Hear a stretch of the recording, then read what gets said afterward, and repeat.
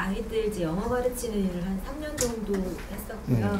네, 또 이제 개인적으로는 이제 9월 초에 이제 출산 예정이라 이제 이번 달로 하던 일들을 다 접고 이제 쉬게 됐는데, 그 전에 이제 스승님께 지난번 공개 강연회 때도 질문했는데 애들 교육을 어떻게 해야 되나요? 질문했더니 이제 꿈을 심어주는 교육을 해라, 이제 그 말씀을 듣고 그때부터 고민을 참 많이 했거든요. 그러면서 이제 쉬게 되면서 이제 3년을 했고 이제 그 일에 대해서는 좀 어느 정도 자신감이 붙었는데, 내가 이제 꿈을 심어주고 애들 교육을 어떻게 해야 될까, 이제 그런 이념을 잡아야 되는 시기다라는 생각을 하면서, 또 제가 이제 육아를 또 해야 되니까 이제 엄마로서 항상 자연에 붙이기 위해서 어느 정도 비율을 둬서 이 아이들을 육아를 하고, 또 제가 이 시기적으로 이런 이념을 잡고 변화를 하면서 이렇게 일에 매진하는데 또 어느 정도 에너지를 쏟아야 되는지, 그럴 때가 맞는지, 제가 그런 또 준비가 됐는지 그게 늘 궁금했었는데, 또 정법을 또 제가 2년 넘게 집에서 혼자서만 들었는데 이제는 진짜 많이 알리고 싶은 마음이 정말 많이 들어서 블로그도 하고 이렇게 사람들한테 많이 알려야겠다 이런 생각도 하는데, 너무 이렇게 너무 방만하게 내가 그런 시기인가, 어떤 비율로 제가 이렇게 집중을 하면 좋을지 여쭙고 싶습니다. 그거는 이제 그 정법을 이렇게 널리 알리고 하는 거는 우리 정법 가족들이 이제 모여가면서 의논해가면서 풀어나가면 되는 것들이고, 육아 교육은 말이죠. 우리가 지금 태아 교육부터 우리는 정법 공부를 한 겁니다. 내가 들으면 애가 들어요. 참 묘한 겁니다, 이게. 내가 이렇게 해갖고 애들, 이거 영어를 자꾸 가리키고 있죠. 태아도 지금 그걸 지금 전수받고 있는 거예요. 그럼 내가 이 정법 강의를 들으면서 내가 좋아하죠. 이러면 태아에 지금 계속 영향이 들어가고 있는 겁니다.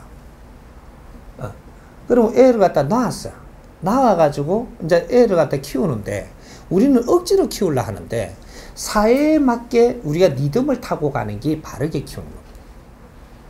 사회에 맞게끔 리듬을 타고 키워라. 특별하게 키우려고 들지 말고 사회에 맞게 리듬으로 이렇게 애를 키우고, 내가 하는 말이 애한테 교육이 되고 내가 하는 행동이 애한테 교육이 된다. 이게 우리가 남편하고 이렇게 하고 애는 저쪽에 아무것도 모르니까 놔놓고 우리가 다른 이게 뭔가 싸움을 하잖아요. 정확하게 이게 들어간다. 우리가 부모가 하는 행위가 70%의 영향을 받습니다. 애한테.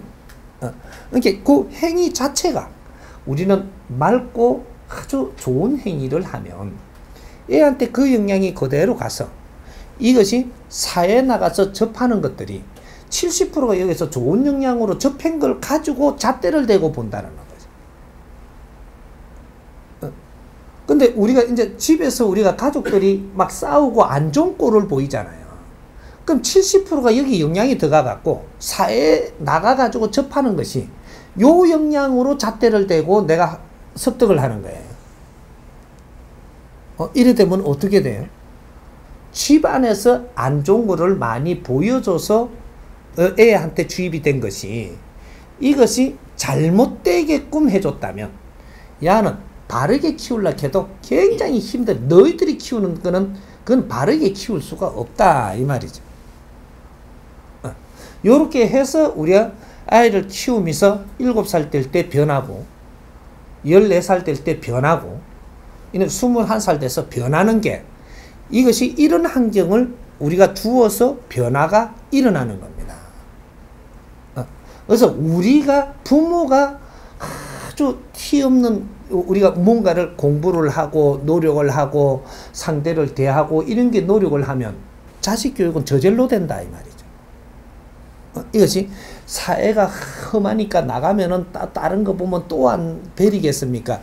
너희들이 한 환경에 따라서 사회에 이렇게 이게 환경에 거기에 맞게끔 이렇게 습득을 하니까 안에서 열심히 해서 바르게 행하면서 키워내면 밖에 나가서 그런데 절대로 에너지에 흡수리지 않는다. 이게 우리가 중요한 거지 애가 중요한 게 아니다 이 말이죠. 우리가 중요하게 바르게 역할을 해야 애가 그대로 좋은 기운을 받는 것이다. 요거예요. 그래서 우리가 만일에 잘못 행동을 했잖아요. 그 부모들이 잘못 행동을 하면서 애를 키웠어요. 그러면 애가 어떠한 행동을 하느냐? 지가 이 잘못한 이런 환경을 맞이해 가지고 어떤 일이 일어나서 부모한테 치러와요. 애가 잘못되니까 누가 아파요? 부모, 내가 아픈 거예요. 내가 잘못한 게 있기 때문에 그 환경을 애를 통해서 가지고 들어와서 내가 지금 이런 일을 맞는 거거든요. 우리는 이 사회에, 이 자연의 에너지 질량이 어떻게 이동수를 갖는가, 이런 원리를 좀 알아야 되는 거죠. 내 잘못 없이 절대로 애가 나갖고 잘못돼갖고 뇌를 아프게 하면서 들어오는 법칙은 없습니다.